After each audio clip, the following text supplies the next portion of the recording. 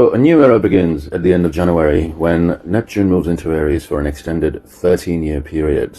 As Neptune changes signs, many of us will start to feel new wells of inspiration opening up with stronger dreams of independence, autonomy, self-direction, ambition, competition.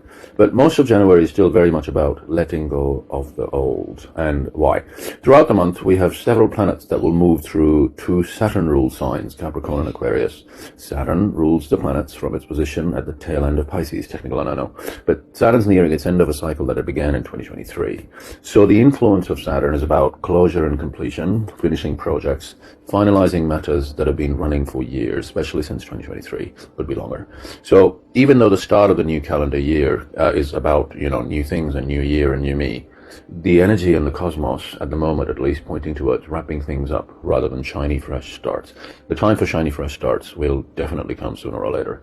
I would say February. So now the last 2 weeks of January hold the bulk of energetic activity. So the first 2.5 weeks are relatively spacious. So there are energies, there are aspects, there are sign changes, so on and so forth. But there's more open space in the sky. And I'll share that from a pacing piece, so that you can take your time. So remember, this is also the very tail end of Neptune in Pisces. We're closing out a 14 or 15 year cycle that began in 2011. By the way, Instagram sort of came into being or became popular when Neptune originally went into Pisces in 2011. And Neptune and Pisces also had a lot to do with the iPhone. I digress. Back to the point. So even now, with Neptune ending its time in Pisces, there's a strong sense of surrendering and letting go, realizing that what we sort of once liked or what once inspired us may not move us anymore, gently laying down old dreams so you're free to receive new ones or pursue new ones. Now, there's another important theme here. Mercury, Venus, and Mars are all very close to the Sun for much of the month, I would say most of the month. That means they're not visible in the sky. They are in that hidden, behind the scenes, under the beams phase, if you like. Now, at a practical level, that can feel like a focus on mystery, liminal space, inner processing, internal review. There's a sense of taking a step back from outward action to rethink, redesign, restructure, or do the work by yourself in solitude, or people that feel like solitude. Excuse me. You may pause for inspection before diving forward again. It's like an example of that is maybe drawing up a business plan at your home and taking a couple of weeks to do it, or drawing up a pitch presentation for a couple of weeks. And then in week number 3, I'm ready to launch it. I'm ready to share it with the world. I'm ready to share my ideas and then see how people respond. What is the feedback I get from life, from my world, from my people, or people that are relevant to. Okay, so we'll start with Sun conjunct Venus, and that's on Tuesday the 6th of January, 7th, if you're in Australia. Now, this isn't technically the strongest cazimi of the month, but it is the sweetest, and it's my favorite. When a planet is cazimi, it's said to be in the heart of the sun. The image is like the planet is in a private audience with the king. It has the sun's ear. Sun's the center of the universe, or the solar system at least. It's in a position of influence, receiving new instructions, and a kind of sacred refocusing. So what's happening is Venus is receiving new marching orders from the sun, and it's a seeding moment for themes around love, pleasure, aesthetics, values, relationships. In Capricorn, this leads into simple pleasures, timeless beauty, and classic style. So I want you to think about vintage, elegant, understated rather than flashy. That's very Capricorn. Things that will last and things that have stood the test of time. There is a love for tradition, of enduring bonds, of things and people that last, of antiques, and again, of vintage, of old school style. Capricorn is an earth sign ruled by Saturn, so we're very aware of time, age, and the physical world. We're aware of cycles of nature, seasonal rhythms, the way time leaves its marks on bodies, on relationships, homes, careers. So this aspect is basically about re-falling in love, if you like, with the slow, seasonal, and the real. There's something here about ancient wisdom, and I should say practical rituals, and respecting the cycles that actually sustain life. So, excuse me, Venus cazimi in Capricorn is like a reset of what we value in love, in pleasure, in money, in relationship, in joy, in hobbies, in sex, in romance, but in a way that's grounded, grown up, and oriented to the long term. So it's like, what do I want to commit to, care for, and honor over time, and what is no longer worth my effort? So at a practical level, at practical manifestations for work and money, Venus Cazimi can be about refocusing on what's truly valuable in your work. So we're dropping superficial or prestige-based goals and recommitting to meaningful, sustainable ones.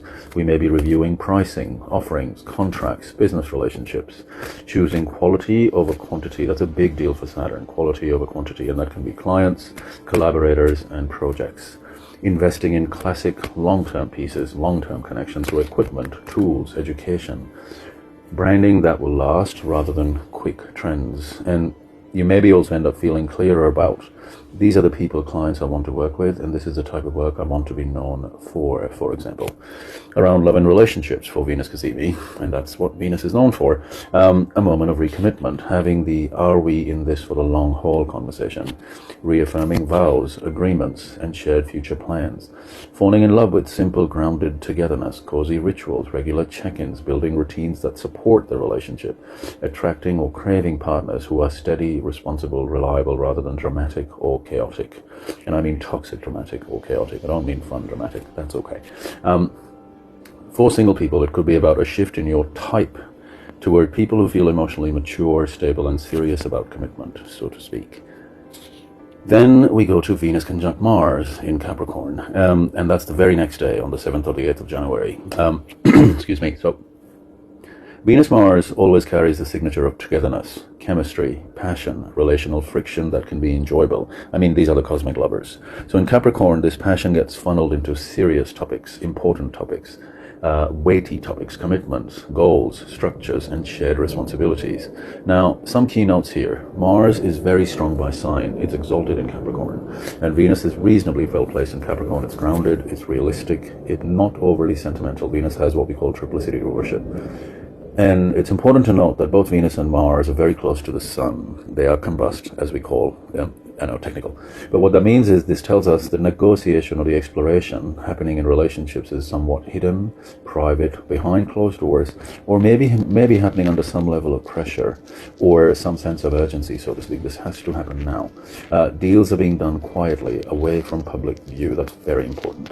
Now, that doesn't mean you're flying to the Antarctica, but behind closed doors as in what privacy means to you. Maybe that's away from the friend circle. Maybe that's away from family for now. Maybe we're keeping things hidden and quiet and private and slow for now, because that's what works best for us. So we may be discussing priorities inside an important relationship. This is Venus-Mars, renegotiating terms of how we do partnership, money, or shared duties, doing peace talks. Venus is the diplomat, Mars is the assertive drive, so to speak. Now, this doesn't have to be love. It can be family, it can be a best friend, it can be an extended family member, it can be a business connection, but there has to be some heart and passion involved in it if it is a work connection for you. Now, as I said, Mars is quite dominant here, but Venus softens Mars. So Mars wants to push, move, act now. Venus brings in diplomacy, consideration, and a desire to find the middle ground. So I would think of it as tough negotiations, but with the aim of peace and long-term stability. So Venus-Mars at a practical level for work and money can be about intense private discussions. Why? They both combust. So private discussions about business partnerships, contracts, money splits, profit share or equity. Behind the scenes work on restructuring a team, negotiating roles or responsibilities behind closed doors that may be announced later to the general public. A high energy push to launch a collaborative project, formalize a joint venture after some negotiation. Conflict or tension with colleagues that force honest conversation leading to a more solid arrangement is also very Venus-Mars and Capricorn. In terms of love and relationships for Venus and Mars, and this is exciting, private, possibly heated but productive relationship talks. How are we going to do money? What are the rules, boundaries, and expectations at a practical level? Strong sexual chemistry, but with serious subtext. Where is this going? Old resentments, or unspoken tensions may surface, but with the potential to be negotiated, softened, or turned into renewed agreements. Next up, we have the Sun-Mars Cazimi. Mars gets its once in 2 year renewal with the Sun.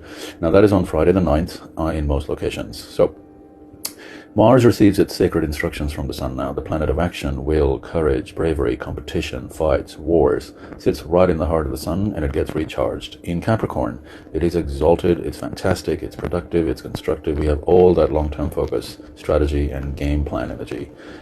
Being a cardinal earth sign, cold and dry, Capricorn wants to start something real that will endure and something that will be clear, measurable, tangible. Now, this initiation energy is about beginning a mission, declaring a new campaign or project, writing down the intentions and goals that will power you forward for weeks and months and maybe even years to come, because we have Saturn involved.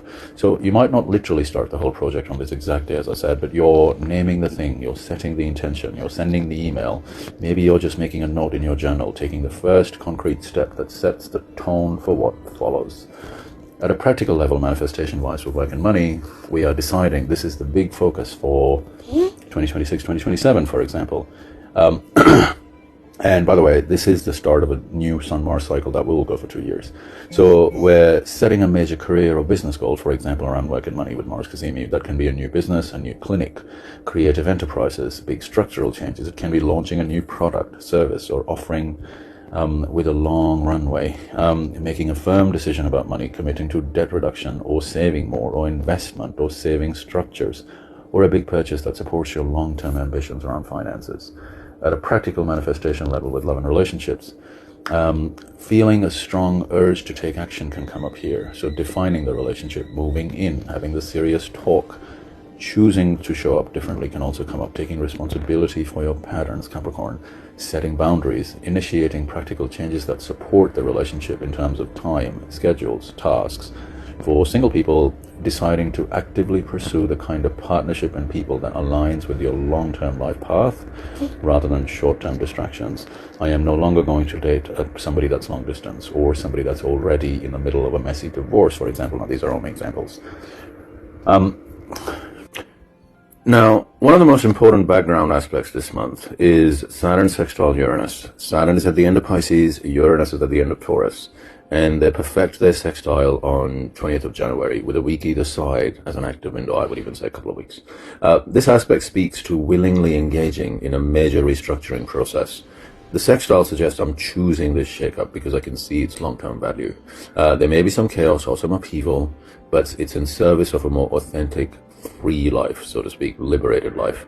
So think of it as I want more freedom, authenticity, aliveness, and the only way to get there is by changing some deeply ingrained habits or structures in my life. So at a work and money level, there may be restructuring your work schedule, client load, business model, so it fits who you are now, or changing financial habits, cutting certain expenses so you can invest in something that matters more, updating career goals to reflect your real values and not your old identity, so to speak. Now, the other feature of January is that we have various planets, that's Venus, the Sun, and Mars, and in the end Mercury, activating this Saturn-Uranus sextile. So I'm going to start with Venus. Okay, so around the 15th of January, Venus will sextile Saturn and will trine Uranus. So we'll go in chronological order. Venus, Saturn first, and that's about stability and commitment. Stability, as I said, Venus has stability, commitment, reliability. We're making promises and we're keeping them. We're bringing wisdom and maturity into relationships. It's excellent for solidifying agreements with friends, family, colleagues, partners, business partners. We're recommitting to those people and connections that are truly important. We're putting structure around collaborations or long-term plans. So around work and money, that can look like signing long-term contracts or agreements that feel serious but supportive, formalizing collaborations, retainers, or business partnerships, having grounded money talks, budgets, investments, shared expenses. Around love and relationships, there may be a sense of defining the relationship, making a commitment, renewing vows, agreeing on plans that require shared responsibility, moves, projects, family matters, showing love by consistent, reliable, and present, sort of your presence and actions that align with those values. Then we get to Venus-Uranus. That's very much about fresh air and pattern breaking. So Venus-Uranus will bring liveliness, excitement, and a bit of spark, pattern breaking in relationships and pleasures, particularly where things have gotten stale or boring or stuck. The courage to overcome fears around love, joy, self-expression, hobbies, that's very Venus-Uranus. It supports authentic expression of affection, saying what you really feel, even if it's spontaneous, trying new experiences in love, pleasure, creativity, or social life, gently shaking up routines so you can discover what actually feels alive. So again, around love and relationships with Venus-Uranus, there may be a sense of going on a spontaneous date or trying a different style of connection. breaking out of ruts, new date spots, new shared hobbies, new conversations, feeling brave enough to express feelings that have been held back, so to speak. There may be a sense of, in creativity, trying unconventional collaboration or a creative project, experimenting with new ways of working or new types of clients. So very exciting this. Then the sun comes in and the sun activates the Saturn-Uranus sextile. Now that again is around the 17th, 18th of January. So Sun-Saturn happens first, and with Sun-Saturn we're clarifying identity and boundaries. It's about defining your identity more clearly. We're clarifying what is truly you and what's just habit or expectation from others. We're creating a container or structure that helps you express your best self. So Sun-Saturn is a great time to ask for, what am I no longer available for? Where do I need better boundaries so I can prioritize what matters? And what structures support the real me, not the performative version of me at this point in my life. So with work and money, there may be a sense of reworking your schedule so it actually fits your energy and your priorities. We're setting clear boundaries with clients, colleagues, bosses. We're committing to a realistic, sustainable timeline work plan rather than trying to do everything or being everything for everyone all at once. Sun-Uranus is also, sorry, I've jumped onto the next aspect without telling you. So when I'll talk about Sun-Uranus now, experimenting with individuality. So Sun-Uranus adds a more experimental, liberating flavor. So with Sun-Saturn, we are having grounded conversations or making grounded decisions of what you can and cannot offer. With Sun-Uranus, we're clarifying, this is who I am. Sorry, with Sun-Saturn we did that. This is who I am. Sun-Uranus is like, what else might I be if I tried something new? So it's about exploring your individuality. We're trying out new expressions of self, breaking with old habits and tendencies that no longer fit. So with work and money again, with Sun-Uranus, maybe we're trying a new role, a strategy or approach that feels authentically you, letting go of an outdated professional persona and stepping into something fresher, or breaking money patterns that belong to an older version of you. You know, maybe you inherited that belief from parents, money is the cause of all, root of all evil, or money doesn't make you happy, or every rich person is corrupt, so to speak. Just be a good person, and obviously be a good person, but money won't make you a good person. Those sort of beliefs is you might find yourself getting rid of. Now, we're going to talk about Mars, Saturn, and Mars, Uranus up next. So, to put it all together, we've had a Venus Cazimi, a reset for love, pleasure, values. We've had a Mars Cazimi, a reset for drive, courage, and how you use your energy.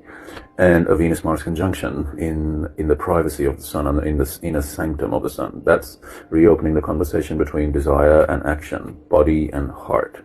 And then a series of sextiles and trines to Saturn and Uranus. So helping us stabilize what matters, Saturn, and shake loose what's outgrown, that's Uranus. So January 2026 is not just a new year, it's a transition point. We've been ending storylines, refining our commitments, making room for the new era that Neptune and Aries will bring, and Saturn-Neptune conjunction in Aries in February will definitely bring. So my closing note to you, I cannot thank you enough for being with me and for listening to this reading and for working with me. If you're watching or reading this, I want you to know how deeply I appreciate you, truly. Have a beautiful Christmas and a very happy New Year. Thank you for working with me, for trusting me with your energy, your questions, and your heart. I look forward to working with you in a bigger, deeper, better way over the course of 2026 and beyond. And I promise to do my best for you. It is a privilege and an honor, absolute honor, to be in your energy, and I do not take that lightly. With love, TJ.